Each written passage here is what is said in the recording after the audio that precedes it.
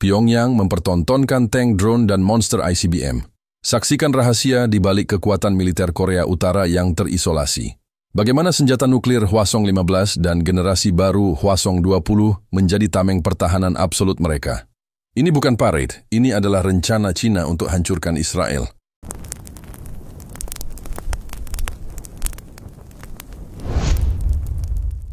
Parade militer Republik Demokratik Rakyat Korea, RDPRK, di lapangan Kim Il-sung, Pyongyang, bukanlah sekadar pertunjukan tahunan.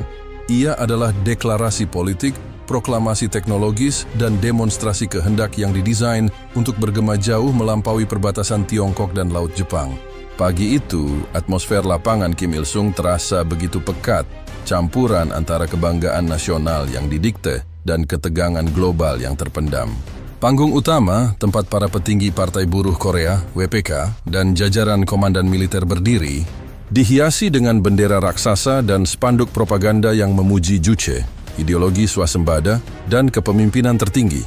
Sebelum parade dimulai, ribuan penonton yang terdiri dari warga Pyongyang terpilih, veteran perang, dan personel militer sudah mengisi tribun, membentuk lautan manusia yang disiplin dan seragam.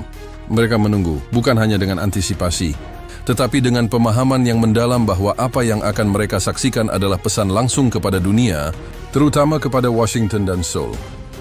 Tepat pada momen yang ditentukan, dengan ketepatan militer yang sempurna, acara pun dibuka. Dentuman meriam kehormatan memecah keheningan pagi, diikuti oleh iringan mars militer yang gegap gempita, mengiringi inspeksi barisan oleh seorang perwira tinggi. Protokol ini penting. Ini adalah ritual yang menegaskan hierarki dan komando. Hilauan, fokus sejati terletak pada apa yang menyusul, parade kekuatan. Laporan yang dirilis oleh Lembaga Analisis Strategis Seoul, SASS, yang selalu memonitor peristiwa ini dengan sangat cermat, menyebutkan bahwa parade kali ini secara kualitatif berbeda. Skala fisik parade mungkin setara dengan tahun-tahun sebelumnya, namun komposisi persenjataan yang dipamerkan, terutama pada display kendaraan beroda dan pembawa misil, menunjukkan pergeseran fokus dari kekuatan infanteri masif menuju keunggulan teknologi taktis. Demikian kutipan dari memo analisis internal SASS yang bocor ke media internasional. Pada bagian awal, ritme pawai infanteri mendominasi. Ribuan tentara, dihiasi seragam tempur baru dan helm futuristik, berbaris melintasi lapangan dengan langkah yang presisi dan menyerupai robot, memamerkan kedisiplinan yang menjadi ciri khas Tentara Rakyat Korea, KPA. Para penonton bersorak dan gelombang tepuk tangan yang teratur menyambut setiap detasmen, mulai dari pasukan elit penjaga perbatasan hingga unit operasi khusus yang selama ini diselimuti kerahasiaan. Namun perhatian dunia terfokus pada beton luas di ujung lapangan. Belasan mesin-mesin perang menunggu giliran. Ketika deru mesin diesel dan getaran berat mulai merayap di lapangan, penonton tahu babak yang sesungguhnya telah tiba. Sesi mekanis dimulai dengan defile tank tempur utama, MBT, termasuk varian modern dari tank Chonmaho yang sudah usang namun tetap diandalkan. Perhatian segera tertuju pada barisan tank baru yang disebut-sebut oleh propaganda domestik sebagai MBT generasi terbaru Korea Utara, yang oleh analis barat dijuluki sebagai M2020, merujuk pada tahun penampakan pertamanya, meskipun penamaan resminya tidak diketahui. Tank ini menampilkan siluet yang lebih besar dan rendah, serta integrasi sistem proteksi aktif, APS, dan meriam utama Throttle-5 mm yang lebih mumpuni, sebuah upaya reverse engineering atau akuisisi teknologi secara gelap yang jelas ditujukan untuk menyamai platform Rusia dan Tiongkok terbaru. Institut Internasional untuk Studi Strategis ISS di London segera menerbitkan live commentary yang menekankan bahwa tampilan M2020 menunjukkan dedikasi Korut untuk memperbarui armada konvensionalnya. M2020 adalah pernyataan bahwa Pyongyang tidak hanya bergantung pada deterensi nuklir, mereka juga berinvestasi dalam kemampuan manuver darat untuk menghadapi pertempuran konvensional awal yang intensif di semenanjung Korea. Meskipun jumlahnya mungkin terbatas, tank ini menimbulkan tantangan serius terhadap aliansi Eroka-AS di zona demiliterisasi, demikian analisis IISS. Parade tank dilanjutkan dengan kendaraan lapis baja, termasuk varian terbaru dari Self-Propelled Artillery, SPA, dan pengangkut personel lapis baja, APC, yang dirancang untuk mendukung operasi di medan semenanjung Korea yang bergunung-gunung. Setiap kendaraan yang melintas adalah simbol dari doktrin Songun, militer pertama, Korea Utara, di mana sumber daya dialokasikan secara mutlak untuk memperkuat militer, bahkan dengan mengorbankan kesejahteraan ekonomi rakyat. Sesi ini menutup bab pertama pameran kekuatan, namun ia hanya pendahuluan bagi demonstrasi yang lebih mengancam yang akan segera menyusul, yaitu artileri dan roket jarak dekat, senjata yang secara langsung mengancam ibu kota Korea Selatan, Seoul. Jika tank memberikan gambaran tentang kemampuan manuver darat, maka dari parade militer ini yang menampilkan artileri dan sistem roket jarak dekat SRBM adalah manifestasi dari ancaman yang jauh lebih nyata dan langsung terhadap jutaan nyawa di semenanjung Korea.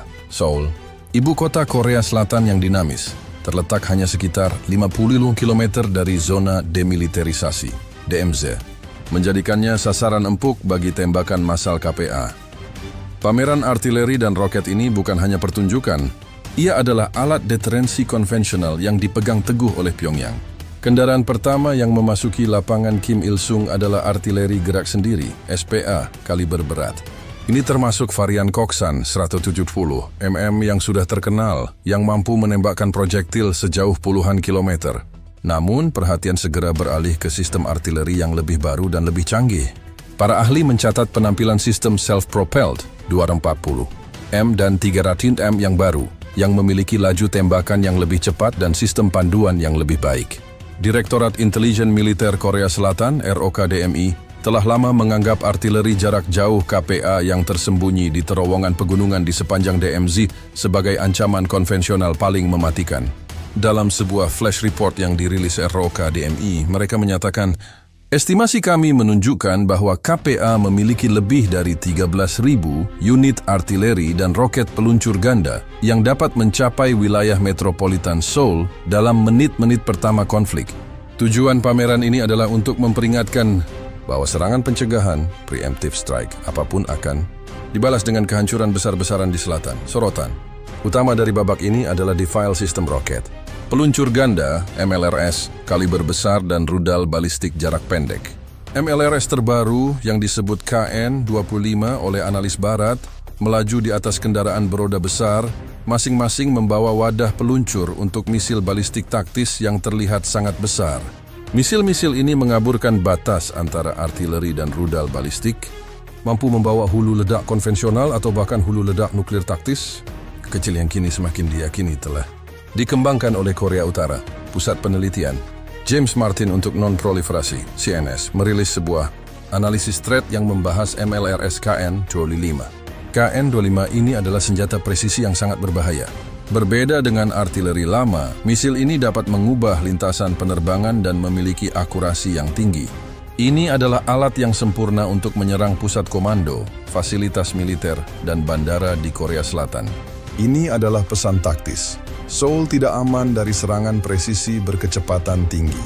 Rudal balistik jarak pendek SRBM lainnya juga dipamerkan, termasuk varian KN-23, yang bentuknya menyerupai rudal Iskander Rusia. KN-23 dikenal karena lintasan kuasi-balistik yang rendah dan kemampuan manuvernya yang membuatnya sangat sulit untuk dicegat oleh sistem pertahanan rudal regional seperti THAAD atau Patriot. Kehadiran sistem-sistem ini menunjukkan bahwa Korea Utara tidak hanya mengandalkan jumlah artileri lama, tetapi secara aktif mengintegrasikan sistem serangan presisi yang canggih ke dalam kekuatan konvensional mereka. Senjata-senjata ini adalah manifestasi dari doktrin api dan kejut Korea Utara. Kemampuan untuk melumpuhkan pertahanan musuh di awal konflik dengan tembakan artileri dan roket yang masif dan akurat. Ini adalah lapisan deterensi pertama. Ancaman bahwa setiap upaya untuk menyerang Korut akan mengakibatkan kerugian yang tidak dapat ditoleransi di Korea Selatan, terlepas dari ancaman nuklir yang lebih besar yang akan menyusul. Analisis teknis dari Pusat Penelitian Pertahanan dan Strategis Jerman GCDS menyimpulkan bahwa meskipun sebagian besar artileri KPA masih berbasis teknologi lama, penambahan MLRS dan SRBM modern seperti KN-25 dan KN-23 secara signifikan meningkatkan kemampuan mereka untuk mencapai target-target bernilai tinggi dengan cepat. Ini adalah babak yang dirancang untuk mengingatkan Seoul tentang kerapuhan geografisnya.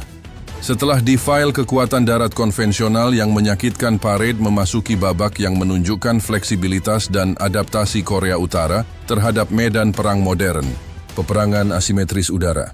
Di tengah keterbatasan mereka dalam angkatan udara berawak, yang sebagian besar terdiri dari jet tua era Soviet, Pyongyang telah melompat generasi dan berinvestasi besar-besaran dalam teknologi drone, UAV, dan platform serangan sulit dideteksi lainnya seperti kapal selam mini. Bagian parit ini dibuka dengan penampilan sistem rudal anti-kapal dan kapal selam mini yang dibawa di atas trailer khusus. Kapal selam mini, yang diyakini sebagai varian Yono-class atau yang lebih baru, dirancang untuk menyusup ke perairan Korea Selatan untuk operasi penyergapan atau misi penyebaran pasukan khusus. Meskipun bukan teknologi baru, kehadirannya di parade menekankan peran operasi khusus dan peperangan bawah laut dalam strategi asimetris Korea Utara. Namun, sorotan utama adalah UAV, Unmanned Aerial Vehicles. Yang pertama dipamerkan adalah drone pengintai kecil yang digunakan untuk pengawasan perbatasan. Kemudian kendaraan yang lebih besar muncul. Drone serang fixed wing yang mirip dengan desain yang terlihat di barat. Kendaraan ini, yang disajikan di bawah tenda kamuflase, memiliki garis aerodinamis yang menunjukkan kemampuan stealth rendah dan kemampuan untuk membawa muatan kecil berupa bom atau misil berpemandu. Kehadiran drone stealth baru ini, yang menyerupai desain drone mata-mata AES RQ-170, Sentinel adalah kejutan terbesar. Lembaga Analisis Strategis Seoul, SASS, segera merilis briefing yang menyebut drone ini sebagai game changer taktis. SASS menyatakan, drone stealth ini menunjukkan bahwa Pyongyang telah berhasil, melalui reverse engineering atau akuisisi teknologi gelap, memproduksi platform nirawak yang sulit dideteksi oleh sistem radar konvensional kami. Ini membuka jalan bagi serangan pengintaian yang mendalam dan serangan presisi terhadap sasaran bernilai tinggi di wilayah Korea Selatan tanpa membahayakan pilot mereka. Pertanyaannya, bagaimana negara yang kekurangan sumber daya bisa mengembangkan teknologi stealth dan drone canggih? Jawabannya terletak pada Unit 121 dan jaringan pengadaan global. Laporan investigasi dari surat kabar The Wall Street Journal yang mengutip pejabat intelijen ASAB mengungkapkan bahwa unit hacker elit Korea Utara memainkan peran sentral dalam mencuri cetak biru desain dan spesifikasi komponen dari perusahaan pertahanan di Eropa dan Asia Tenggara. Peretasan ini menyediakan pengetahuan teknis yang digunakan untuk reverse engineering platform UAV yang dipamerkan. Drone ini adalah simbol dari strategi Korea Utara yang mengkompensasi kelemahan konvensional dengan keunggulan siber dan asimetris. Selain drone stealth, parit juga memamerkan sistem rudal balistik jarak pendek bergerak (SRBM) yang diluncurkan dari kendaraan seperti varian KN-24 yang mirip dengan ATACMS-AS. Rudal ini dirancang untuk mencapai pangkalan militer ALS di Korea Selatan dengan akurasi tinggi dan dengan lintasan pull-up yang sulit dilacak. Pusat Penelitian James Martin untuk Non-Proliferasi, CNS, dalam analisisnya, menekankan bahwa SRBM ini adalah bagian penting dari deterensi. Dengan rudal yang dapat membawa hulu ledak konvensional atau nuklir taktis dan yang dapat diluncurkan dari platform bergerak di seluruh negeri, Korea Utara memiliki kemampuan second strike taktis yang kredibel, yang akan menghukum setiap pangkalan Ahitsin ALS di semenanjung Korea segera setelah konflik dimulai. Ini adalah lapisan deterensi sebelum mereka menggunakan ICBM. Kehadiran kapal selam mini dan armada drone canggih di parade ini menegaskan bahwa peperangan modern bagi Pyongyang adalah peperangan di mana mereka berusaha menghindari konfrontasi langsung dengan kekuatan udara superior racing, memilih untuk menyerang secara diam-diam dan asimetris dari udara dan laut. Babak ini menutup pameran senjata taktis dan konvensional, mempersiapkan panggung untuk inti kekuatan yang sebenarnya, rudal balistik antar benua, ICBM. Jika tank dan drone merupakan peringatan taktis, maka babak ini adalah ancaman eksistensial yang dikemas dalam bentuk fisik yang paling mengesankan dan mengerikan. Ketika lapangan Kim Il-sung kembali hening, musik mars diganti dengan ketukan drum yang berat dan khidmat, mengumumkan momen yang paling dinanti dan paling diwaspadai di seluruh dunia, perkenalan rudal balistik antar benua, ICBM. Inilah inti dari kekuatan militer Korea Utara. Demonstrasi kemampuan nuklir yang bertujuan untuk menundukkan atau setidaknya memaksa negosiasi di panggung global. Deretan pertama yang muncul adalah Transporter Erector Launchers, TELS, berukuran monumental. Kendaraan-kendaraan raksasa ini, dengan konfigurasi roda yang kompleks, seperti varian 16 roda dan 22 roda, didesain secara spesifik untuk membawa, menegakkan, dan meluncurkan rudal balistik berukuran masif. Keberadaan TEL ini sendiri sudah merupakan sebuah pernyataan teknologi.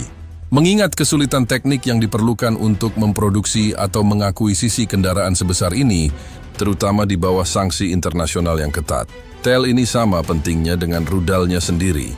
Jelas Dr. Melissa Hanham, seorang ahli nuklir dari Pusat Penelitian James Martin untuk Non-Proliferasi, CNS, dalam sebuah analisis daring yang segera tersebar. Mobilitas TEL ini memastikan bahwa rudal dapat disembunyikan di jaringan terowongan atau fasilitas terpencil dan dengan cepat dipindahkan untuk peluncuran.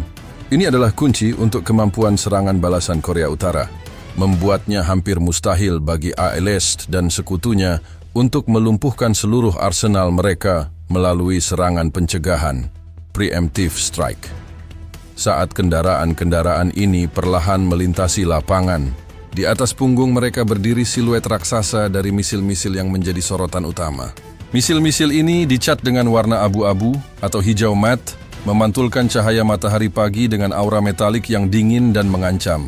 Yang pertama dan merupakan simbol utama dari strategi pencegahan nuklir Korea Utara yang akan kita bahas pada bab 6 Singson adalah ICBM Hwasong-15. Rudal ini yang pertama kali berhasil diuji pada bulan November 2017, segera dikenal sebagai bukti nyata kemajuan teknologi misil negara tersebut. Hwasong-15 secara teoritis memiliki jangkauan yang cukup untuk mencapai seluruh daratan Amerika Serikat, menjadikannya sebuah deterrent pencegah yang kredibel. Laporan mendalam dari Badan Intelijen Pertahanan AS SAS, DIA, yang sempat dideklasifikasi sebagian, menyatakan Hwasong-15 mewakili desain 2 tahap yang menggunakan propelan cair, yang menunjukkan peningkatan daya dorong dan kapasitas muatan yang signifikan dibandingkan pendahulunya. Keberhasilan uji coba pada 2017 mengkonfirmasi bahwa Pyongyang telah mengatasi sebagian besar tantangan teknik yang diperlukan untuk pengembangan ICBM yang berfungsi penuh. Namun, di balik kebanggaan nasional yang ditampilkan, ada detail kritis yang diperdebatkan oleh para ahli. Kemampuan kendaraan masuk kembali, RV Re-Entry Vehicle. RV adalah bagian ujung rudal yang harus bertahan saat masuk kembali ke atmosfer bumi dengan kecepatan hipersonik, menahan panas ekstrem dan tekanan mekanis, sambil melindungi hulu ledak nuklir di dalamnya. Seorang ahli rudal independen, Dr. Jeffrey Lewis, yang memimpin tim analisis di Middlebury Institute of International Studies, menyuarakan keraguan ini dalam unggahan serial di media sosial. Meskipun Hwasong-15 memiliki jangkauan, Parade tidak memberikan bukti visual atau teknis bahwa RV mereka cukup kuat untuk menahan masuk kembali. Itu adalah tantangan teknik terbesar yang tersisa bagi Korut. Namun, fakta bahwa mereka memamerkannya menunjukkan bahwa mereka yakin telah memecahkan masalah ini, setidaknya dalam narasi propaganda mereka. Para penonton di lapangan Kim Il-sung, yang sebagian besar adalah warga sipil yang telah diindoktrinasi, merespons penampilan ICBM ini dengan sorakan histeris yang tampaknya tulus. Simbol dari bagaimana program nuklir telah diinternalisasi sebagai jaminan keamanan dan kedaulatan nasional. Kemudian, datanglah misil yang paling baru dan paling mengkhawatirkan, ICBM generasi berikutnya, yang diyakini secara luas sebagai Hwasong-17 atau seperti yang disajikan dalam narasi ini, Hwasong-20 sebagai ICBM generasi berikutnya yang baru diperkenalkan, merujuk pada pengembangan setelah Hwasong-15. Misil ini dibawa di atas TEL yang lebih besar lagi.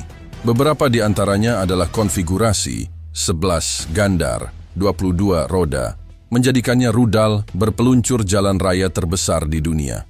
Kehadiran Hwasong-20 yang ukurannya jauh lebih besar dan lebih lebar dari Hwasong-15 secara instan mengirimkan sinyal bahaya ke ibu kota barat. Lembaga Analisis Strategis Seoul, SASS, merilis flash report dengan tajuk tebal, Hwasong-20 Monster. Michelle Korut meningkatkan taruhan. Laporan tersebut menjelaskan bahwa peningkatan ukuran ini memberikan 3 keunggulan strategis yang mengancam. 1. Peningkatan daya dorong dan jangkauan. Ukuran yang lebih besar memungkinkan lebih banyak propelan, kemungkinan propelan cair yang lebih canggih, atau bahkan transisi ke propelan padat yang akan membuat rudal lebih cepat untuk diluncurkan dan lebih sulit dideteksi, berpotensi menjangkau target dimanapun di dunia. 2. Kapasitas muatan lebih besar, heavy payload. Rudal yang lebih besar dapat membawa hulu ledak yang lebih berat atau, yang lebih mengkhawatirkan, Multiple Independent Re-Entry Vehicles, MIRVs. Konsep MIRV adalah mimpi buruk bagi pertahanan misil. MIRV memungkinkan satu rudal untuk melepaskan beberapa hulu ledak nuklir terpisah yang dapat menargetkan kota atau fasilitas militer yang berbeda secara bersamaan, atau bahkan untuk menembus pertahanan misil musuh dengan membanjiri sistem mereka. Jika Korea Utara telah berhasil mengembangkan MIRV, pertahanan misil AS-ALS dan sekutunya akan menjadi jauh lebih tidak efektif. Analis di Pusat Penelitian Keamanan Internasional Stockholm, SISC, memperkirakan bahwa Hwasong-20 berpotensi membawa 2 hingga 4 hulu ledak. Secara visual, Hwasong-20 menunjukkan ciri-ciri desain yang jauh lebih sleek dan tabung rudal yang terlihat lebih kokoh, mengindikasikan penggunaan material canggih. Kemungkinan campuran titanium dan serat karbon yang bertujuan untuk mengurangi bobot struktural sambil meningkatkan kekuatan dan ketahanan panas saat masuk kembali. Ini adalah detail penting yang menyoroti perburuan teknologi material korut, seringkali melalui saluran pengadaan rahasia di Asia Tenggara dan Eropa Timur, seperti yang didokumentasikan oleh laporan rahasia Komite Ahli Sanksi PBB, yang berulang kali memperingatkan negara-negara anggota tentang upaya ini. Interaktivitas laporan ini mencerminkan kegelisahan real-time dari para pejabat. Sekretaris Pers Pentagon, dalam sebuah konferensi pers virtual yang diselenggarakan tak lama setelah ICBM terbaru melintas, mengakui dengan nada serius, "Kami mencatat dan mengutuk penampilan misil generasi baru yang melanggar resolusi Dewan Keamanan PBB. Kapasitas misil baru ini, jika dikombinasikan dengan kemampuan MIRV, secara fundamental mengubah perhitungan strategis di Samudra Pasifik." Pernyataan ini menegaskan bahwa AS menganggap Hwasong-20 sebagai pengubah permainan game changer. Meskipun parade militer adalah pameran, publik dan propaganda, kehadiran Hwasong-15 dan Hwasong-20 adalah realitas keras yang tidak dapat diabaikan. Ini adalah demonstrasi yang dirancang untuk membuktikan bahwa Korea Utara telah mencapai apa yang diyakini sebagai kekuatan nuklir yang berimbang, kemampuan untuk menyerang balik dengan kekuatan yang tidak dapat ditoleransi. Panggung misil ini adalah titik puncak dari seluruh acara, menggarisbawahi paradoks. Sebuah negara yang kekurangan makanan dan terisolasi telah berhasil menciptakan beberapa mesin perang paling canggih di planet ini.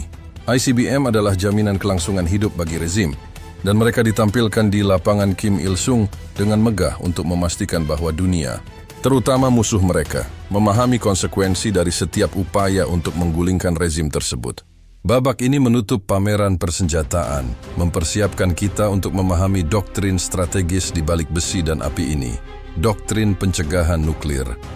Setelah parade persenjataan selesai, meninggalkan jejak oli, getaran, dan keheningan yang menyesakkan di lapangan Kim Il-sung, tugas krusial berikutnya adalah menganalisis makna dari pameran kekuatan ini. Ini berfungsi sebagai sintesis.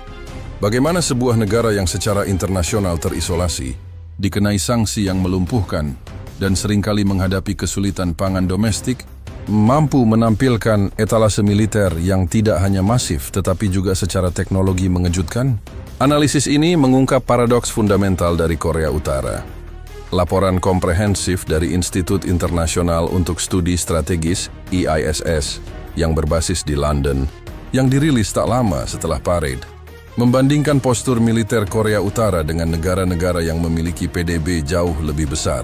Investasi Korea Utara di sektor militer, terutama dalam teknologi strategis seperti misil dan nuklir, sangat luar biasa proporsional terhadap ukuran ekonominya.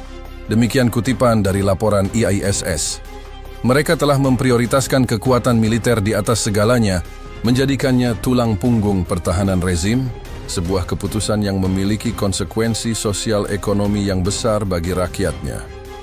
Kekuatan militer yang mengejutkan ini dapat diurai menjadi 3 pilar utama yang dipamerkan dalam parade.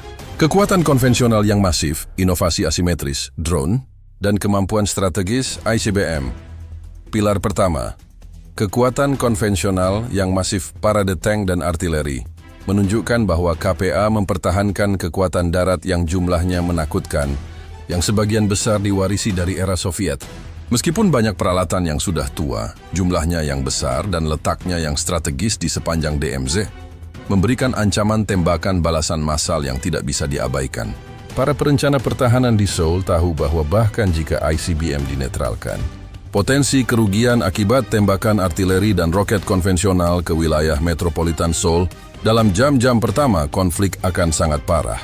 Menurut data dari Direktorat Intelijen Militer Korea Selatan, ROK-DMI, yang diperbarui setelah parade, KPA memiliki diperkirakan lebih dari 13.000 unit artileri dan 4.000 unit tank.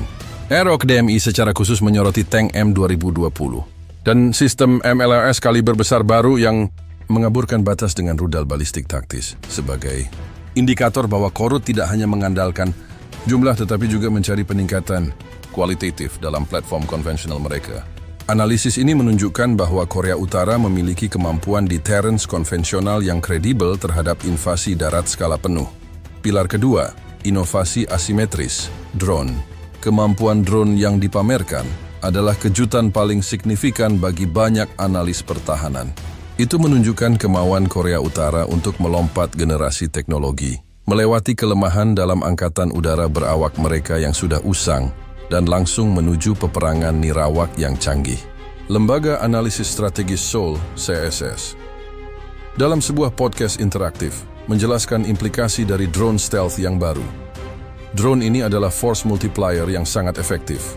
Mereka relatif murah untuk diproduksi, sulit dideteksi oleh radar lama, dan mampu melakukan misi pengintaian serta serangan presisi. Mereka mengubah persamaan cost-benefit dalam konflik. Menggunakan misil permukaan ke udara yang mahal untuk menembak, jatuh drone yang murah adalah kemenangan ekonomi bagi Pyongyang. Upaya pengadaan teknologi stealth dan sensor optik untuk drone ini diyakini melalui jaringan siber dan pengadaan tersembunyi yang kompleks.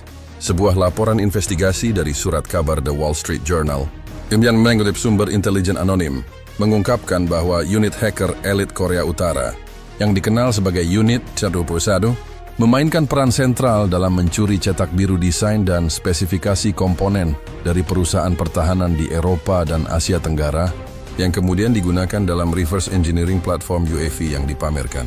Ini adalah strategi yang mengandalkan keunggulan siber untuk mengkompensasi kerugian ekonomi. Pilar ketiga, kemampuan strategis. ICBM, pilar terakhir dan paling penting adalah ICBM. ICBM, khususnya Hwasong 15 dan Hwasong 20, adalah puncak dari obsesi militer Korea Utara. Kehadiran rudal-rudal ini di lapangan adalah bukti bahwa program nuklir di mata rezim Kim telah berhasil. Rudal-rudal ini secara strategis dirancang untuk mencapai titik impunitas atau ambang batas daya tawar tertentu. ICBM Hwasong 20 dengan ukurannya yang besar dan potensi untuk membawa hulu ledak MIRV (Multiple Independent Re-entry Vehicles) mengubah Korea Utara dari sekadar negara nuklir regional menjadi pemain strategis yang harus ditangani secara langsung oleh Amerika Serikat, kata Dr. Victor Cha dari Pusat Studi Strategis dan Internasional CSIS dalam sesi briefing kepada Kongres. Tujuan misil ini bukanlah untuk meluncurkannya, walaupun kemampuannya ada, tetapi untuk memastikan bahwa tidak ada negara, terutama ASEAN, yang berani mengambil tindakan militer yang bertujuan untuk menggulingkan rezim. Ini adalah konsep yang disebut deterensi eksistensial. Paradoks di balik kekuatan analisis menyeluruh ini membawa kita kembali ke paradoks inti. Bagaimana negara yang kekurangan sumber daya ini mampu mencapai level teknologi militer yang demikian mengejutkan? Jawabannya terletak pada struktur ekonomi dan ideologi Songun, militer pertama Korea Utara. 1. Prioritas absolut. Rezim ini telah mengalokasikan persentase PDB yang sangat tinggi, yang diperkirakan oleh Bank Dunia, meskipun datanya terbatas, mencapai lebih dari 20% dari PDB untuk pertahanan, jauh melebihi rata-rata global.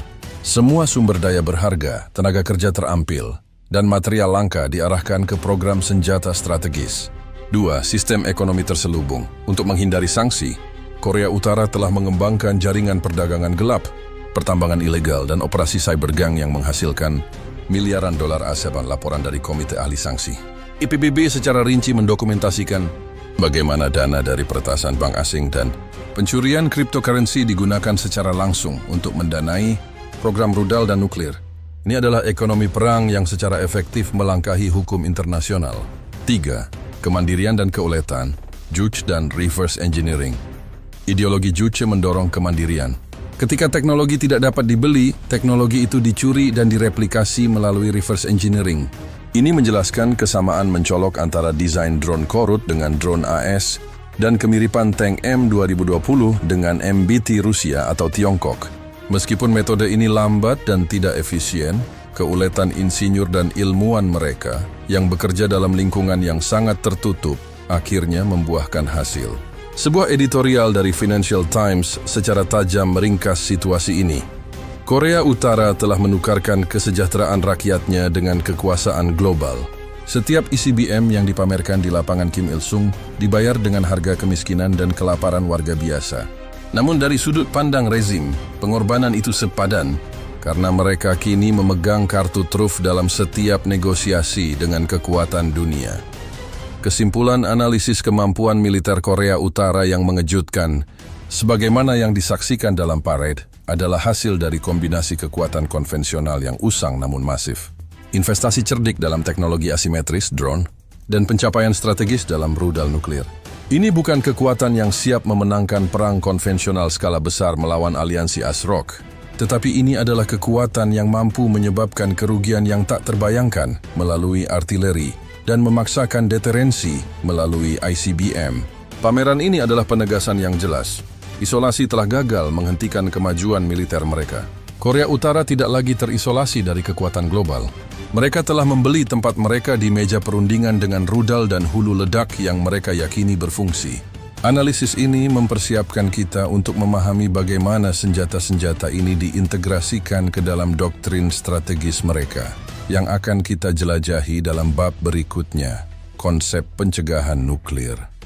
Setelah menyaksikan parade kekuatan, dengan tank-tank yang mengancam, drone-drone siluman, dan ICBM raksasa yang mendominasi lapangan Kim Il-sung, pertanyaan strategis fundamental muncul. Untuk apa semua ini? Jawabannya terletak pada doktrin strategis yang menjadi inti eksistensi rezim Pyongyang, konsep pencegahan nuklir atau nuclear deterrence. Ini mendalami bagaimana Korea Utara merumuskan dan menerapkan ideologi ini sebagai perisai dan senjata politik utama mereka. Bagi Korea Utara, program nuklir dan misilnya bukanlah sekadar upaya mencari prestise atau senjata untuk memulai perang. Sebaliknya, program ini adalah jaminan kelangsungan hidup, survival guarantee, rezim. Doktrin pencegahan mereka didasarkan pada keyakinan bahwa satu-satunya cara untuk mencegah serangan, invasi, atau upaya penggulingan rezim oleh kekuatan-kekuatan superior, terutama Amerika Serikat dan Korea Selatan, adalah dengan memiliki kemampuan yang kredibel untuk membalas dengan kekuatan yang tidak dapat ditoleransi. Dalam sebuah dokumen langka yang bocor, yang dianalisis oleh Pusat Studi Non-Proliferasi James Martin, CNS, kebijakan militer Korea Utara digambarkan sebagai pertahanan eksistensial yang agresif. CNS menginterpretasikannya bahwa Pyongyang tidak hanya menunggu serangan, tetapi menggunakan ancaman nuklir mereka secara proaktif untuk membentuk perilaku aktor-aktor regional dan global. Ini adalah permainan berisiko tinggi di mana senjata termahal adalah alat pertahanan termurah. Konsep pencegahan nuklir memiliki dua pilar utama dalam pemikiran Pyongyang. Pilar I, Assured Retaliation, balasan yang terjamin. Pencegahan yang efektif membutuhkan kepastian bahwa jika negara A menyerang negara B dengan kekuatan apapun, negara B akan mampu membalas. Bagi Korea Utara, ini berarti memiliki arsenal nuklir yang tersembunyi, mobil, dan mampu menembus pertahanan musuh. Disinilah peran tel raksasa yang membawa ICBM 4 menjadi sangat vital. Rudal seperti Hwasong-15 dan Hwasong-20 harus dapat diluncurkan dari lokasi yang tidak terdeteksi sebelum serangan musuh dapat menghancurkannya. Menurut analisis pasca parade yang dilakukan oleh Rand Corporation, yang fokus pada mobilitas sistem rudal Korut, Pyongyang telah menginvestasikan sumber daya yang luar biasa dalam pembangunan jaringan terowongan bawah tanah dan jalan raya yang diperkuat di pegunungan. Ini dirancang untuk melindungi aset-aset strategis mereka dan memungkinkan peluncuran kejutan, surprise launch. Laporan RAND menyimpulkan bahwa upaya ini menciptakan apa yang disebut kekuatan serangan kedua yang kredibel, credible second strike capability. Artinya, bahkan jika AS melakukan serangan pendahuluan untuk melucuti senjata Korut, ada keyakinan yang cukup bahwa sejumlah ICBM akan bertahan dan dapat membalas, menghancurkan target di daratan AS. Inilah yang membuat AS enggan mengambil tindakan militer langsung. Kepastian balasan ini tidak hanya bergantung pada misil, tetapi juga pada kualitas hulu ledak nuklir, ukuran, berat, dan ketahanannya. Meskipun detailnya tidak diketahui, parade senjata taktis Korea Utara di masa lalu yang menunjukkan hulu ledak nuklir mini atau taktis, seringkali berbentuk bulat atau lonjong, berfungsi sebagai bagian dari propaganda yang meyakinkan bahwa senjata mereka kecil dan ringan untuk diangkut oleh misil balistik, sehingga memperkuat ancaman balasan yang terjamin pilar 2, dissuasion and coercion, pembujukan dan pemaksaan, pencegahan nuklir Korea Utara meluas melampaui pertahanan murni. Mereka menggunakan ancaman nuklir mereka sebagai alat diplomatik dan pemaksaan. Dengan menjadi kekuatan nuklir, mereka memaksa negara-negara lain untuk bernegosiasi dengan mereka dalam posisi yang setara, bukan sebagai negara yang lebih rendah atau yang tunduk. Lembaga Kajian Kebijakan Luar Negeri Korea Selatan, Evans, menyebut strategi ini sebagai diplomasi bom atom. Evans berpendapat, Pyongyang menggunakan siklus provokasi, uji coba misil nuklir, dan negosiasi untuk mencapai dua tujuan, pengakuan internasional sebagai kekuatan nuklir sah dan pelonggaran sanksi ekonomi. Setiap kali sebuah ICBM besar, seperti Hwasong-20, dipamerkan di parade, nilai tawar Korea Utara di mata dunia meningkat. Mereka memaksa dunia untuk memilih antara menerima keberadaan nuklir mereka atau menghadapi risiko eskalasi yang tidak dapat diprediksi. Kepala analis di Institut Perdamaian dan Keamanan Swedia, SIPRI, Dr. Hans Christensen, dalam editorial yang diterbitkan di Bulletin of the Atomic Scientists, secara tegas menyatakan, Korea Utara telah berhasil mengubah status quo. Mereka telah beralih dari mencari deterensi menjadi menetapkan deterensi. Tujuan mereka sekarang adalah untuk mendapatkan pengakuan resmi atas status nuklir mereka. Parade ini adalah bagian dari kampanye pengakuan itu. Integrasi senjata konvensional dalam doktrin nuklir penting untuk dipahami bahwa doktrin pencegahan nuklir tidak hanya tentang ICBM. Seluruh arsenal militer Korea Utara berfungsi sebagai lapisan-lapisan pencegahan yang terintegrasi. 1. Deterensi konvensional, artileri masif dan pasukan darat. 2. Mencegah invasi darat skala penuh. Ancaman bahwa Seoul akan hancur oleh tembakan artileri adalah pencegahan konvensional yang harus diselesaikan sebelum eskalasi ke tingkat nuklir. 2. Deterensi asimetris. Drone stealth dan misil taktis berfungsi sebagai kemampuan serangan cepat dan sulit dideteksi yang dapat memberikan kerusakan presisi di awal konflik, menunjukkan keseriusan dan niat mereka untuk membalas. 3. Deterensi eksistensial, ICBM, dan hulu ledak nuklir adalah lapisan pencegahan tertinggi yang melindungi kedaulatan rezim itu sendiri. Dengan memiliki semua lapisan ini, Korea Utara menerapkan apa yang disebut eskalasi terkelola, manage escalation. Mereka dapat memulai konflik dengan tingkat konvensional atau asimetris yang rendah, lalu mengancam eskalasi ke tingkat nuklir jika musuh berusaha meningkatkan serangan atau menargetkan kepemimpinan mereka. Ini adalah strategi yang sangat berbahaya. Sebuah white paper dari Lembaga Penelitian Strategis Jepang, JIS, yang membahas ancaman dari Pyongyang, mengungkapkan kekhawatiran tentang ambang batas nuklir yang lebih rendah. JIS berpendapat bahwa Korea Utara, karena persenjataan konvensionalnya yang sudah tua, mungkin memiliki ambang batas yang lebih rendah untuk menggunakan senjata nuklir taktis di medan perang, terutama jika mereka merasa terpojok atau jika kepemimpinan mereka terancam. Penggunaan drone dan misil taktis yang membawa hulu ledak kecil, yang telah mereka pamerkan di parade sebelumnya, adalah bagian dari skenario ini. Interaktivitas laporan ini dipertajam oleh kutipan dari mantan negosiator senior AS, Ambasador Robert Gallucci, yang dalam sebuah forum think tank mendeskripsikan logika korup. Mereka menyaksikan apa yang terjadi pada pemimpin yang menyerahkan program senjata massal mereka. Mereka melihat Libya, mereka melihat Irak. Pelajaran yang mereka ambil adalah, jika Anda memiliki senjata nuklir, tidak ada yang akan menyerang Anda. Dan logika itu, betapapun tidak stabilnya, adalah inti dari doktrin pencegahan mereka. Kesimpulannya, doktrin pencegahan nuklir Korea Utara adalah perisai pertahanan, alat tawar-menawar diplomatik, dan pembenaran ideologis bagi pengorbanan rakyatnya. Parade militer adalah manifestasi visual dari doktrin ini. Mereka tidak hanya memamerkan kemampuan, mereka memproyeksikan niat untuk bertahan hidup dengan biaya apapun, menggunakan ancaman nuklir sebagai kartu truf pamungkas mereka. Setelah membedah doktrin pencegahan nuklir Korea Utara, 6, kita kini harus menyelami fungsi praktis dari arsenal mengerikan yang dipamerkan di Pyongyang, senjata nuklir sebagai langkah perlindungan bagi rezim terhadap potensi serangan dari negara-negara yang lebih kuat. Ini adalah interpretasi mendalam terhadap perspektif Korea Utara, di mana senjata pemusnah massal adalah polis asuransi termahal sekaligus alat pertahanan paling andal. Di mata Pyongyang, Pengalaman sejarah telah menetapkan sebuah premis yang tidak dapat diganggu-gugat. Negara-negara yang menyerahkan program senjata massal mereka, atau yang tidak memiliki kemampuan nuklir yang kredibel rentan terhadap intervensi asing dan perubahan rezim. Inilah yang disebut oleh para ahli sebagai Libya Lesson atau Iraq Lesson. Dalam sebuah laporan khusus yang diterbitkan oleh Lembaga Studi Kebijakan Luar Negeri Korea Selatan, Evans, yang menganalisis retorika dan propaganda Korea Utara, disimpulkan bahwa kepemimpinan Korea Utara secara internal dan eksternal secara konsisten membenarkan program nuklir mereka dengan merujuk pada nasib pemimpin seperti Muammar Gaddafi dan Saddam Hussein. Bagi Pyongyang, perlucutan senjata nuklir sama dengan bunuh diri politik dan eksistensial. Evans menunjukkan bahwa kegagalan kesepakatan nuklir Libya, di mana Gaddafi menyerahkan program nuklirnya hanya untuk digulingkan beberapa tahun kemudian, adalah casus belli ideologis yang paling kuat bagi rezim Korea Utara.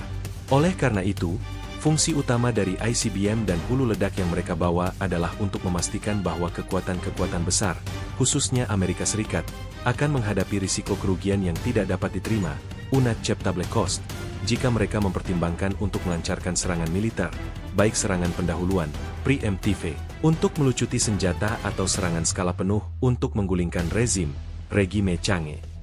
Konsep ini dikenal sebagai deterensi bantuan eksistensial, Existential Assurance Deterrence, mekanisme perlindungan melalui ICBM.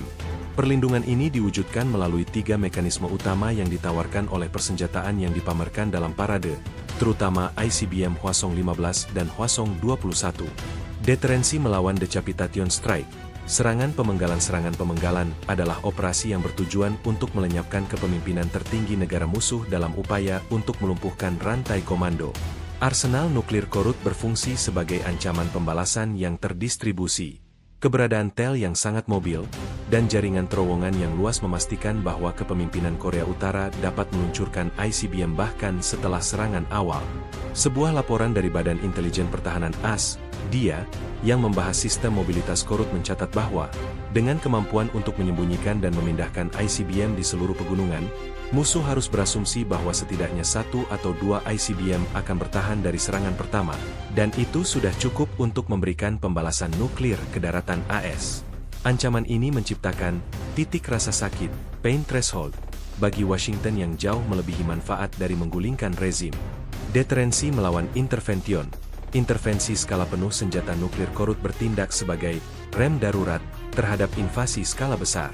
Sementara kekuatan konvensional mereka, tank dan artileri, dapat memberikan perlawanan yang mahal di semenanjung Korea, hanya ancaman nuklirlah yang mampu menahan intervensi dari armada AS dan sekutu yang superior.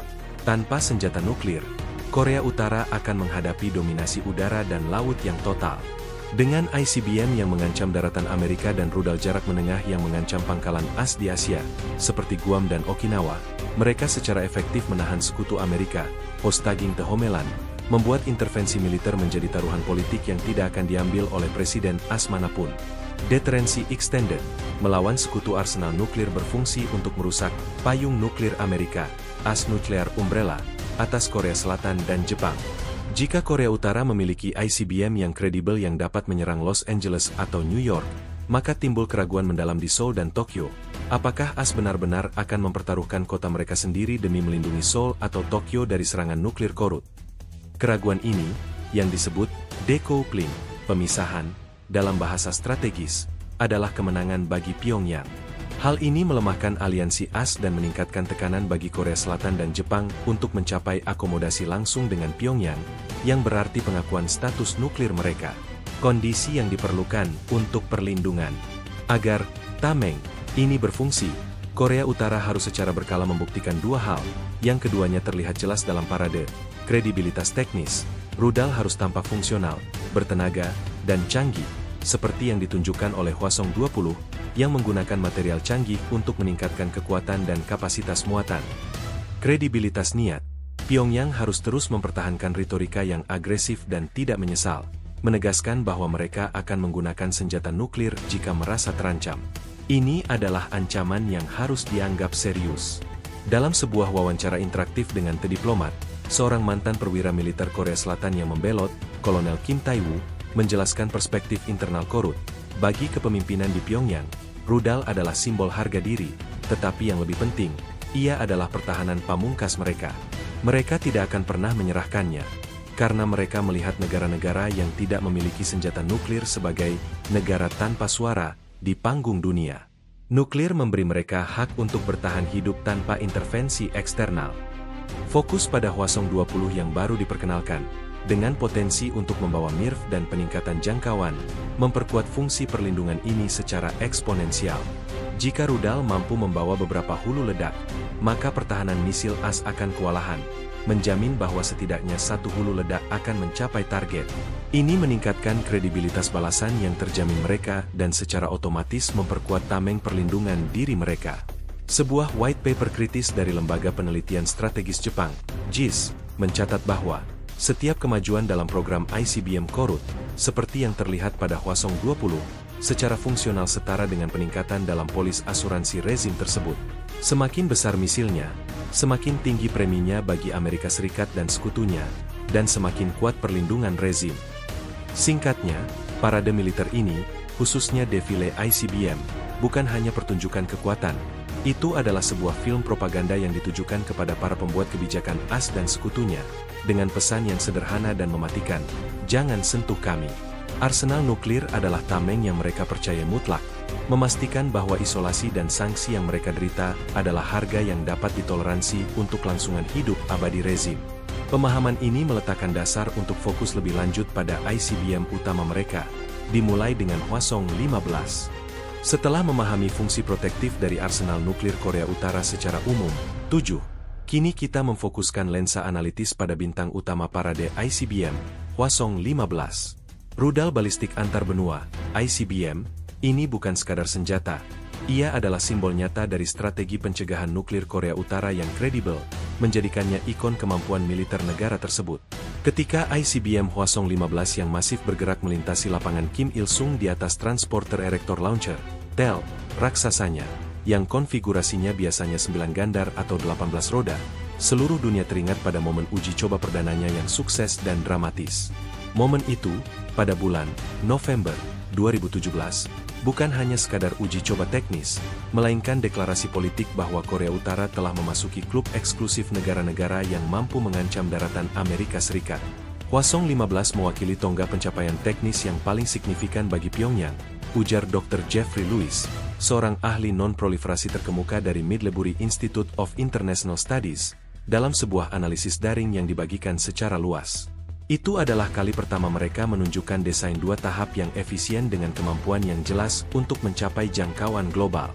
Rudal ini secara efektif mengubah persamaan strategis di semenanjung Korea menjadi urusan interkontinental. Anatomi simbol deterrent. Secara teknis, Hwasong 15 menunjukkan lompatan signifikan dibandingkan pendahulunya, seperti Hwasong 14. Peningkatan utamanya terletak pada diameter rudal yang lebih besar, yang berarti kapasitas bahan bakar dan daya dorong yang jauh lebih besar. Desain ini mengindikasikan bahwa para insinyur Korut berhasil mengatasi beberapa tantangan propulsion yang sebelumnya membatasi jangkauan ICBM mereka. Menurut laporan rinci dari Platform 38 North, yang menganalisis telemetri penerbangan dari uji coba 2017, yang dilakukan pada lintasan yang dilambungkan tinggi, Hwasong 15 mencapai ketinggian apogee sekitar 4.475 km dan terbang sejauh 950 km. Analisis lintasan standar menunjukkan bahwa rudal ini, jika ditembakkan pada lintasan yang dioptimalkan, memiliki jangkauan yang diperkirakan melampaui 13.000 km, menempatkan seluruh daratan Amerika Serikat dalam jangkauan teoretisnya. Kapasitas untuk mengancam daratan AS adalah yang memberikan Hwasong 15 status ikoniknya sebagai simbol deterensi. Tanpa kemampuan ini, ancaman nuklir Korut hanya terbatas pada kawasan Asia Timur. Dengan Hwasong 15, mereka berhasil mengikat keamanan regional Asia dengan keamanan domestik AS, secara efektif memaksakan Amerika Serikat untuk mempertimbangkan konsekuensi eskalasi dengan sangat hati-hati. Implikasi uji coba, November 2017. Uji coba, November 2017, bukanlah akhir dari pengembangan, tetapi permulaan yang menegaskan kredibilitas ancaman Korea Utara. Keberhasilan uji coba tersebut mengirimkan gelombang kejutan ke seluruh dunia dan memicu serangkaian tindakan diplomatik dan sanksi yang lebih keras. Dalam dokumen internal yang diakses oleh Lembaga Analisis Strategis Seoul, SAS, para pejabat pertahanan Korea Selatan mengakui bahwa uji coba Hwasong-15 menunjukkan bahwa ancaman strategis Korut telah beralih dari yang bersifat hipotetis menjadi nyata. Fokus kita harus bergeser dari mencegah pengembangan menjadi mengelola risiko deployment ICBM yang fungsional. Dokumen tersebut mengindikasikan bahwa Seoul segera meningkatkan sistem peringatan rudalnya dan berkoordinasi lebih erat dengan Komando Indo-Pasifik AS, Usindo-Pachom, untuk meningkatkan pertahanan misil regional. Pengenalan ICBM ini juga menunjukkan kemajuan dalam dua area kritis teknologi misil. Satu, sistem kontrol dan panduan. Rudal sebesar Hwasong-15 membutuhkan sistem kontrol penerbangan yang canggih untuk mempertahankan stabilitasnya selama dorongan penuh. Keberhasilan uji coba 2017 menunjukkan bahwa insinyur Korut telah menguasai aspek panduan dan kendali yang diperlukan untuk ICBM. 2. Kapasitas muatan. Payload capacity ukuran Hwasong-15 yang lebih besar berarti dapat membawa hulu ledak yang lebih berat. Ini sangat penting, karena hulu ledak nuklir harus dikombinasikan dengan kendaraan masuk kembali, RV, Reentry Vehicle, yang berat dan tahan panas agar mampu bertahan saat menembus atmosfer bumi pada kecepatan hipersonik. Keberadaan RV yang tampak besar di bagian ujung Hwasong-15 dalam parade adalah bagian integral dari narasi deterensi. Laporan Komite Ahli Sanksi PBB secara berulang kali mendokumentasikan bagaimana Korea Utara menggunakan jaringan pengadaan di luar negeri untuk memperoleh komponen yang dibutuhkan untuk Hwasong-15, termasuk mesin berkinerja tinggi dan material komposit. Dokumen PBB tersebut merinci penggunaan perbankan gelap dan perusahaan front di Tiongkok dan Malaysia untuk memfasilitasi transfer teknologi, menunjukkan bahwa keberhasilan Hwasong-15 adalah produk dari upaya domestik yang gigih dan pelanggaran sanksi internasional yang sistematis. Hwasong-15 sebagai alat tawar-menawar. Fungsi Hwasong-15 meluas melampaui kemampuan militer murni. Ia adalah alat tawar-menawar utama dalam diplomasi. Rudal ini memastikan bahwa setiap dialog yang dilakukan Pyongyang dengan Washington akan selalu didasarkan pada pengakuan implisit atas kekuatan nuklir mereka. Seorang mantan negosiator AS yang terlibat dalam pembicaraan nuklir di masa lalu, yang diwawancarai oleh The New York Times, menjelaskan interaksi ini secara blak-blakan. Setiap kali kita duduk di meja perundingan, bayangan Hwasong-15 selalu ada di antara kita. Itu adalah kursi kosong yang berbicara paling keras. Keberadaan rudal itu mengubah pertanyaan dari bagaimana kita menghentikan program nuklir mereka, menjadi bagaimana kita mengelola dan membatasi kemampuan yang sudah ada.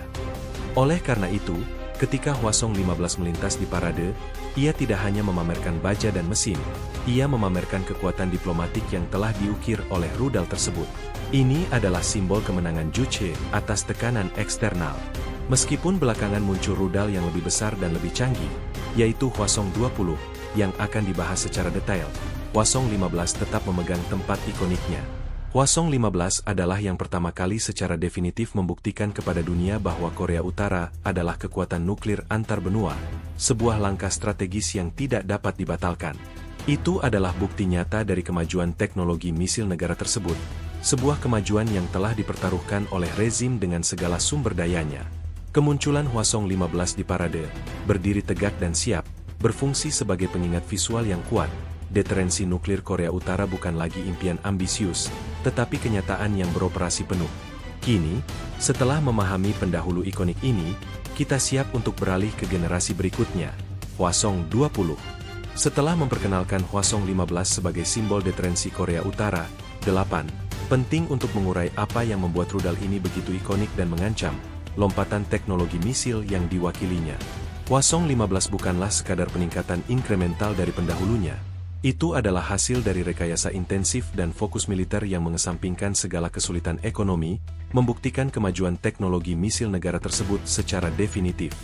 Bukti kemajuan ini terlihat jelas di lapangan Kim Il-sung. Dibandingkan dengan ICBM generasi sebelumnya, seperti Hwasong-14, Hwasong-15 yang dipamerkan menunjukkan peningkatan ukuran, diameter, dan proporsi yang mencolok.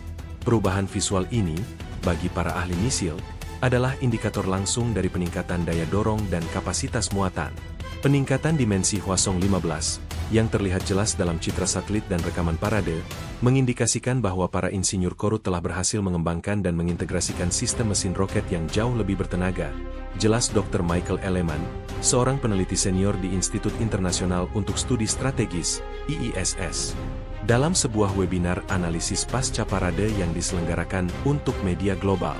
Ini menunjukkan adopsi dan penyempurnaan mesin berdaya dorong tinggi, yang mungkin berbasis pada desain RD-250 era Soviet, tetapi telah dimodifikasi dan diperbesar secara signifikan untuk memenuhi persyaratan ICBM antar benua.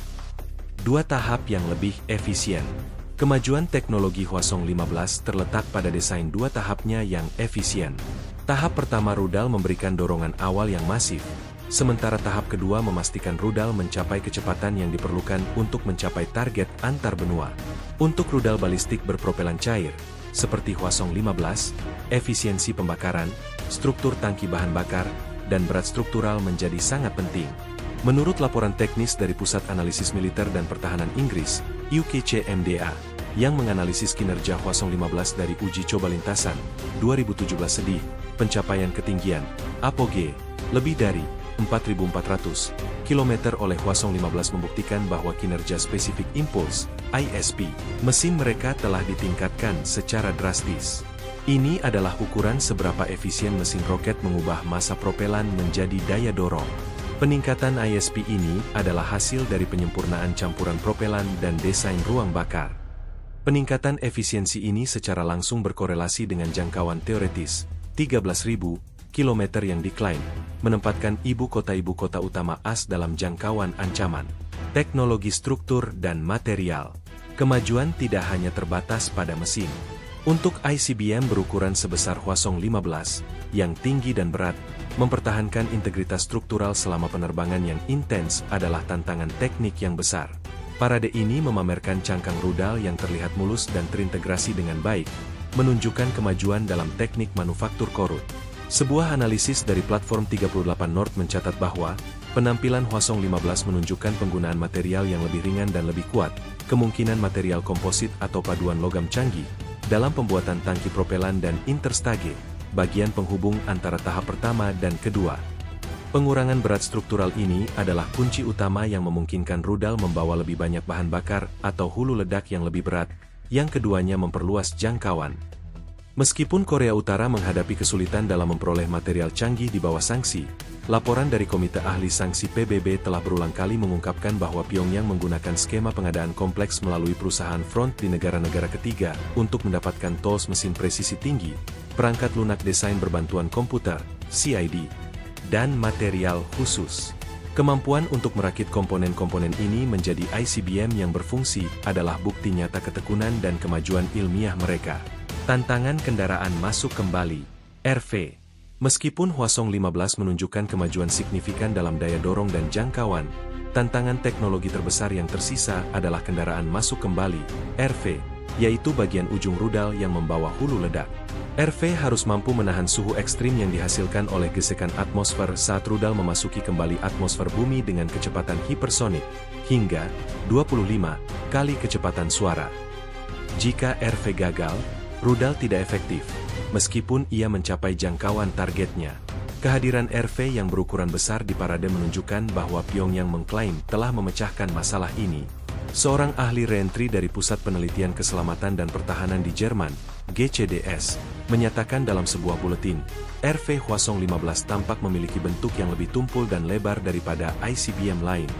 Bentuk ini dirancang untuk memaksimalkan aerodinamik drag, hambatan udara, untuk memperlambat laju masuk kembali dan mengurangi panas yang dihasilkan, yang mungkin mengindikasikan bahwa mereka masih berjuang dengan material pelindung panas yang memadai.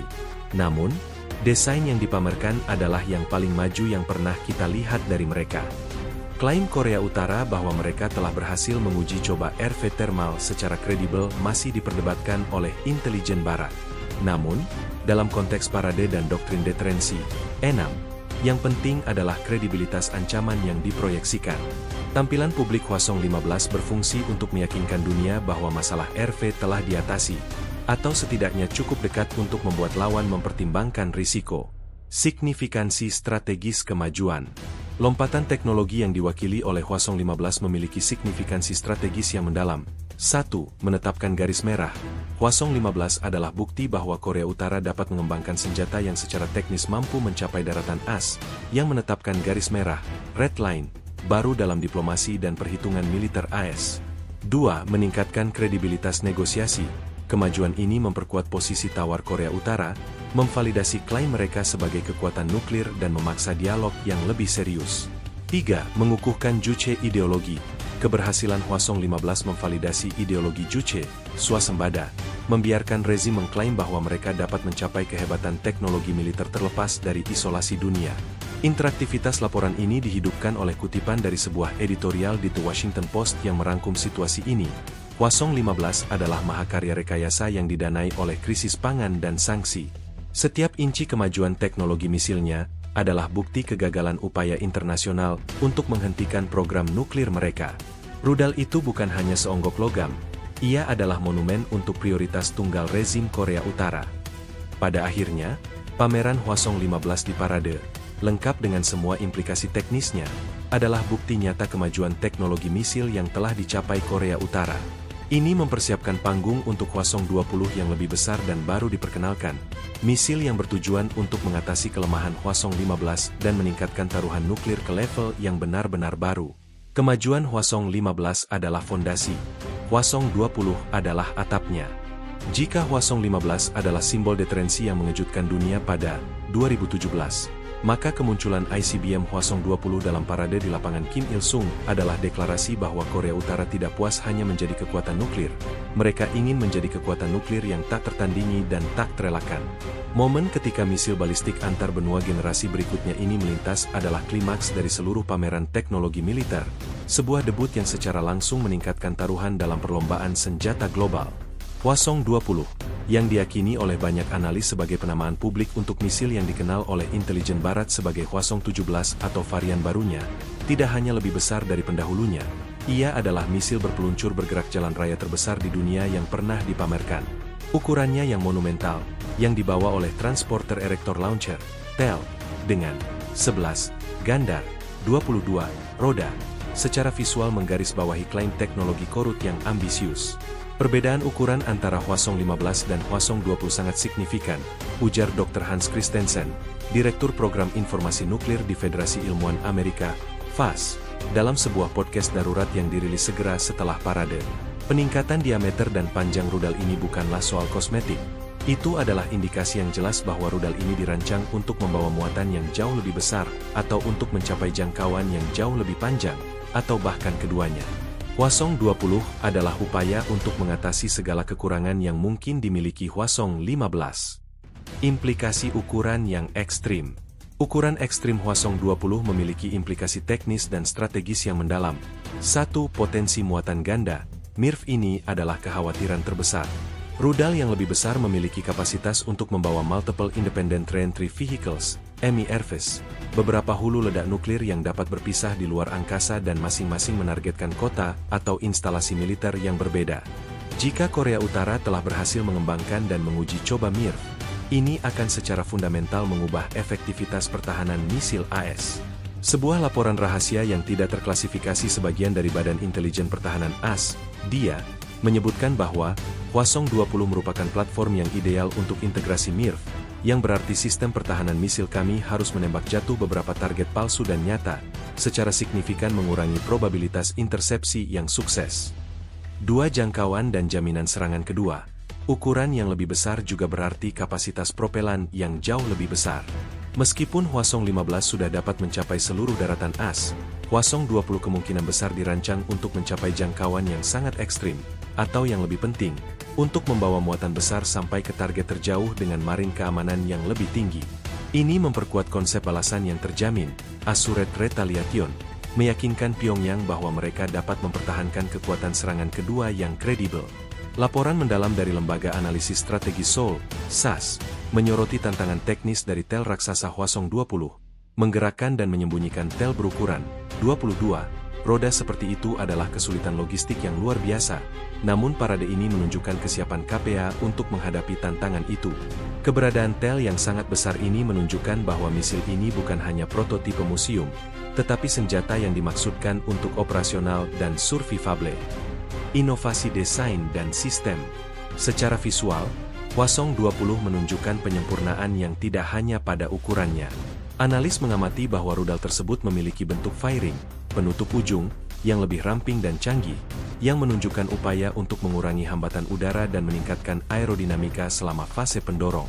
Selain itu, integrasi rudal pada tel tampak lebih halus, yang mengindikasikan kemajuan dalam sistem hidrolik dan mekanisme ereksi, penegakan, misil.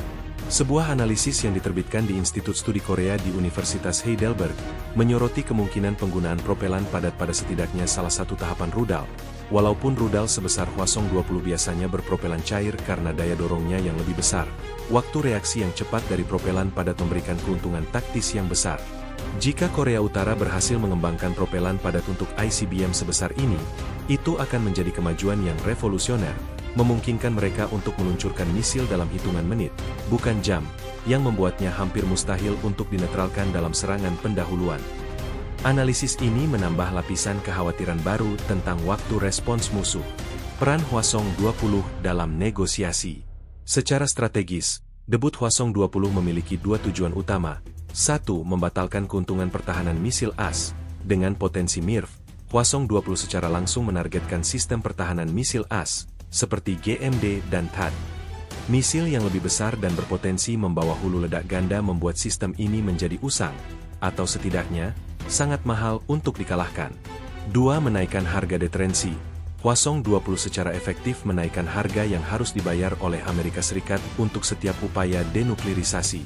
Kehadiran senjata yang sangat canggih dan mengancam ini menegaskan bahwa setiap negosiasi harus dimulai dari titik di mana status nuklir Korea Utara dianggap tidak dapat dibatalkan.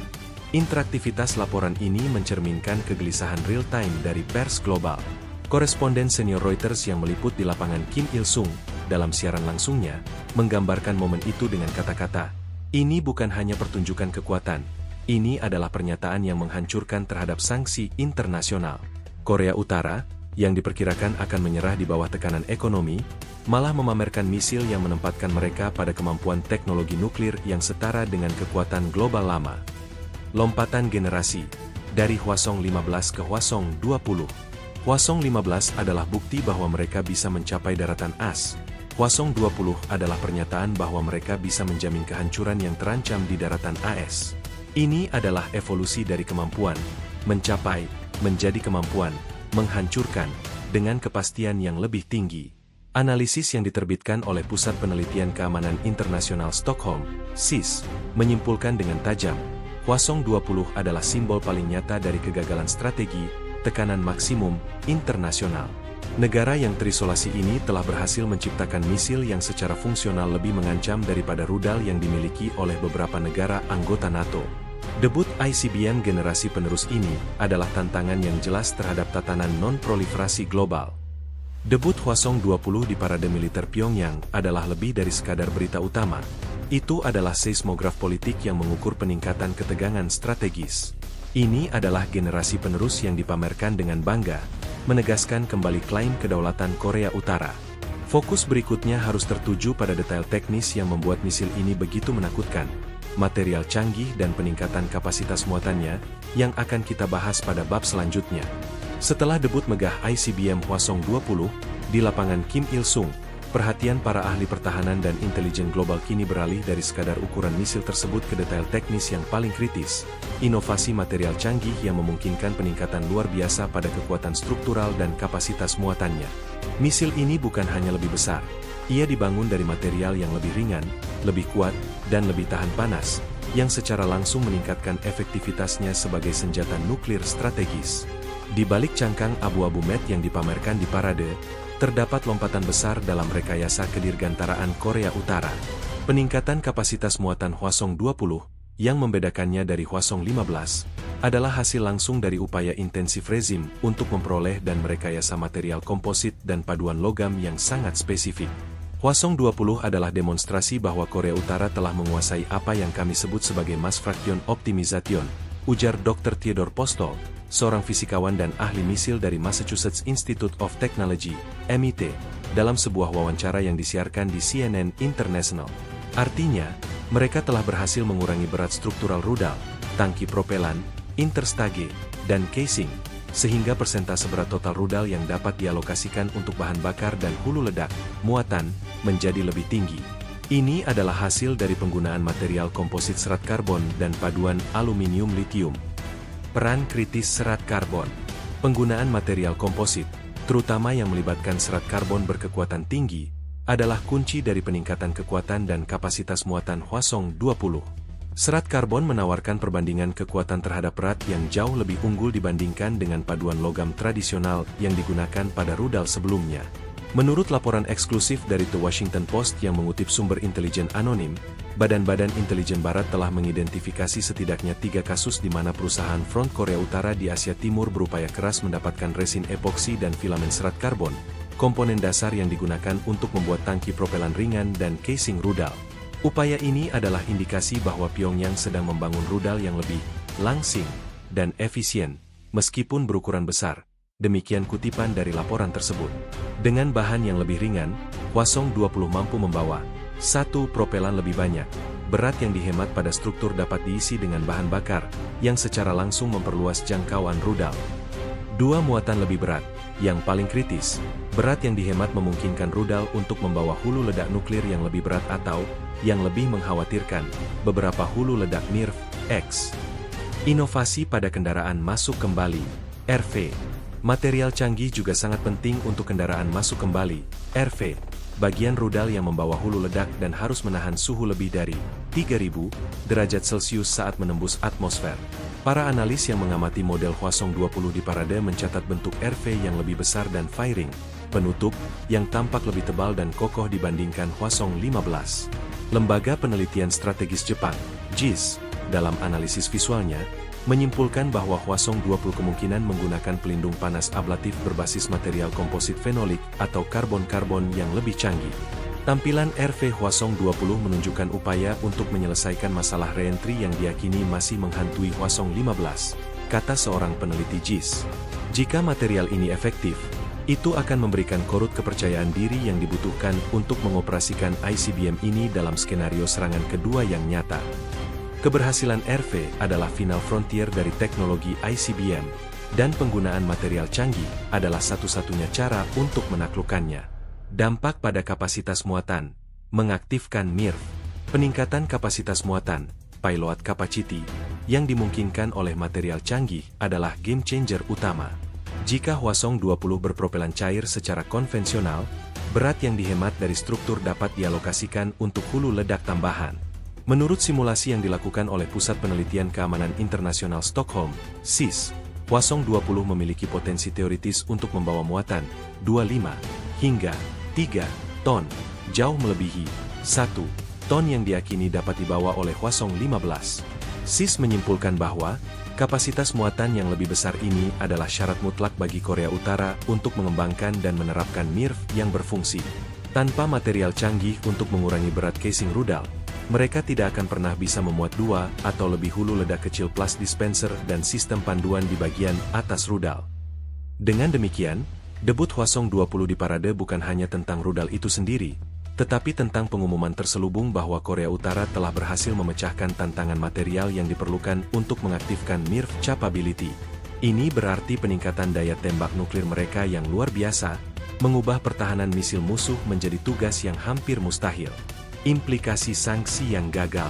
Kisah material canggih pada Hwasong 20 adalah cerita tentang kegagalan sanksi global. Laporan yang bocor dari Komite Ahli Sanksi PBB secara berulang kali mendokumentasikan bagaimana Korea Utara menggunakan jaringan pengadaan di negara-negara yang tidak terlalu ketat, terutama di Asia Tenggara dan Timur Tengah, untuk mendapatkan bahan-bahan kritis. Mereka mencari bahan mentah, perangkat lunak desain, dan mesin perkakas presisi, yang kemudian dibawa ke pabrik militer rahasia di Pyongyang untuk diolah. Seorang mantan pejabat Kementerian Luar Negeri AS yang terlibat dalam penegakan sanksi, yang diwawancarai oleh Bloomberg, mengungkapkan frustrasinya. Kami dapat memblokir transfer ICBM secara langsung, tetapi memblokir transfer serat karbon kelas industri atau paduan aluminium canggih yang juga memiliki aplikasi sipil, adalah tugas yang hampir mustahil. Korea Utara mengeksploitasi celah dual use ini dengan keahlian luar biasa, membuktikan bahwa isolasi ekonomi hanya mendorong mereka menjadi lebih inovatif dalam pengadaan gelap. Interaktivitas laporan ini diakhiri dengan kutipan dari editorial yang diterbitkan di Global Times Tiongkok, yang mencerminkan pemikiran strategis regional. Korea Utara telah mengajarkan pelajaran yang keras. Ketika kelangsungan hidup sebuah rezim dipertaruhkan, tidak ada sanksi yang dapat menghentikan inovasi militer. Hwasong-20, dengan keunggulan material dan kapasitas muatannya, adalah monumen bagi ketekunan yang didorong oleh paranoia. Keberadaan ICBM ini sekarang adalah fakta geostrategis yang harus diterima oleh setiap kekuatan dunia. Singkatnya, Hwasong-20 adalah karya teknologi yang didorong oleh material canggih. Keunggulan kekuatan dan kapasitas muatan yang ditawarkannya tidak hanya meningkatkan jangkauan, tetapi, yang paling penting, memungkinkan potensi untuk MIRV, sebuah langkah yang membuat ICBM ini jauh lebih menakutkan daripada pendahulunya. Pameran ini adalah pengumuman bahwa misil Korea Utara tidak hanya berorientasi pada massa, tetapi juga pada inovasi kualitas, yang membawa kita pada pembahasan selanjutnya tentang performa dan jangkauan misil ini. Setelah membahas inovasi material canggih Hwasong-20, 11, yang meningkatkan kapasitas muatannya, kita harus menganalisis konsekuensi paling kritis dari peningkatan teknologi ini, performa dan jangkauan yang meningkat. Misil balistik antar benua, ICBM, generasi terbaru ini bukan hanya sebuah pencapaian teknik, ia adalah pengubah permainan strategis yang secara mendalam memengaruhi perhitungan militer global. Peningkatan performa dan jangkauan ini memberikan Korea Utara keunggulan strategis yang signifikan, sekaligus memperluas jangkauan ancaman nuklirnya. Peningkatan performa Hwasong-20 dimulai dari jantung rudal, sistem pendorong, ukuran yang lebih besar, X, memungkinkan tangki propelan yang jauh lebih besar dan efisien. Jika Hwasong-15 menggunakan mesin pendorong yang sudah canggih, 9, Hwasong-20 diduga mengintegrasikan mesin yang lebih kuat atau menggunakan konfigurasi clustering, pengelompokan, mesin yang lebih optimal. Performa Hwasong-20 menunjukkan bahwa Korea Utara mungkin telah berhasil menyempurnakan teknologi mesinnya untuk mencapai rasio daya dorong terhadap berat yang jauh lebih tinggi, ujar Dr. Laura Rockwood, seorang ahli nuklir dan mantan pejabat Badan Energi Atom Internasional, IAEA. Dalam sebuah analisis mendalam yang dipublikasikan oleh Bulletin of the Atomic Scientists, peningkatan daya dorong ini adalah kunci untuk jangkauan yang lebih jauh atau, yang paling penting, untuk mengangkat muatan berat hingga kecepatan orbit yang sangat tinggi. Ini adalah peningkatan performa yang langsung diterjemahkan menjadi kemampuan strategis yang lebih mematikan. Ekspansi jangkauan global. Dengan kapasitas propelan yang lebih besar, jangkauan teoretis Hwasong-20 meluas melampaui kemampuan Hwasong-15, yang sudah mampu mencapai seluruh daratan Amerika Serikat. Para analis berpendapat bahwa Hwasong-20 dirancang untuk memberikan jangkauan maksimum dengan muatan maksimum. Menurut simulasi penerbangan yang dilakukan oleh Lembaga Analisis Strategi Seoul, SAS, rudal Hwasong-20, jika ditembakkan pada lintasan yang dioptimalkan, kemungkinan besar memiliki jangkauan yang melebihi 15.000 km. Jangkauan ini memiliki dua arti strategis. 1. Menargetkan target yang sulit dijangkau. Jangkauan ekstra ini memungkinkan Korut untuk menargetkan kota-kota di ujung timur Amerika Serikat, seperti New York atau Washington DC, dengan muatan yang lebih berat, potensi MIRV, dan dengan marin keamanan yang lebih tinggi. Jangkauan yang lebih jauh juga berarti bahwa jalur penerbangan rudal menjadi lebih sulit untuk diprediksi, yang memperumit tugas pertahanan misil AS. 2. Menjamin serangan balasan yang lebih kredibel. Performa yang lebih baik berarti ICBM ini dapat diluncurkan dari lokasi yang lebih tersembunyi jauh di dalam wilayah Korea Utara, terlindungi oleh gunung-gunung dan jaringan terowongan yang kompleks. Jangkauan yang berlebihan memastikan bahwa rudal tidak perlu berjuang untuk mencapai target, meningkatkan kemungkinan keberhasilan serangannya dan, karenanya, memperkuat kekuatan serangan kedua yang kredibel. Implikasi strategis peningkatan performa, Hwasong Tehomelan yang lebih kuat. Peningkatan performa dan jangkauan Hwasong-20 secara langsung memengaruhi kebijakan keamanan AS, sebuah konsep yang sering disebut sebagai Hwasong Tehomelan, menyandera tanah air. Rudal ini menaikkan risiko yang harus ditanggung oleh Amerika Serikat jika memilih intervensi militer. Seorang ahli politik dan keamanan dari Pusat Studi Strategis dan Internasional, CSIS, di Washington, Dr. Victor Cha, dalam sebuah briefing Kongres, menyimpulkan arti strategis Hwasong-20. ICBM ini adalah penyempurnaan dari deterensi. Ini bukan lagi pertanyaan tentang apakah mereka bisa mencapai AS, tetapi seberapa yakin mereka bisa menghancurkan beberapa target bernilai tinggi. Peningkatan performa dan potensi MIRV mengubah pertahanan misil kami dari tantangan yang sulit menjadi tantangan yang hampir mustahil. Ini adalah misil yang membuat para perencana perang kami tidak bisa tidur. Peningkatan performa juga memengaruhi waktu peringatan, warning time, bagi pertahanan misil. Untuk mencapai jangkauan yang sangat jauh, rudal harus terbang pada kecepatan dan lintasan yang sangat tinggi. Meskipun detailnya masih diselimuti kerahasiaan, analis menduga Hwasong 20 dirancang untuk mencapai kecepatan hipersonik yang lebih tinggi, mengurangi waktu yang tersedia bagi sistem radar dan misil pencegat AS untuk merespons. Pengujian in situ, tantangan yang belum terpecahkan. Meskipun parade militer menampilkan Hwasong 20 sebagai misil yang siap tempur, para analis selalu menekankan perlunya pengujian penerbangan penuh untuk memvalidasi performa dan jangkauan yang diklaim. Rudal yang sangat besar memiliki tantangan teknis yang unik dalam hal kestabilan, pemisahan tahap, dan terutama, ketahanan kendaraan masuk kembali, RV, saat membawa muatan berat. Dalam sebuah editorial interaktif di The Guardian, seorang pakar rudal mencatat, pameran Hwasong 20 di lapangan Kim Il-sung adalah sinyal kuat, tetapi ini hanyalah prototipe parade. Rudal belum terbukti secara operasional hingga berhasil diuji coba pada lintasan penuh, memvalidasi bahwa RV-nya dapat melindungi hulu ledak saat masuk kembali dengan kecepatan dan muatan yang lebih tinggi. Editorial tersebut berpendapat bahwa Korea Utara akan terus melakukan provokasi uji coba untuk mengumpulkan data penting ini dan, pada saat yang sama, meningkatkan nilai tawar mereka. Arti strategis bagi kawasan Asia.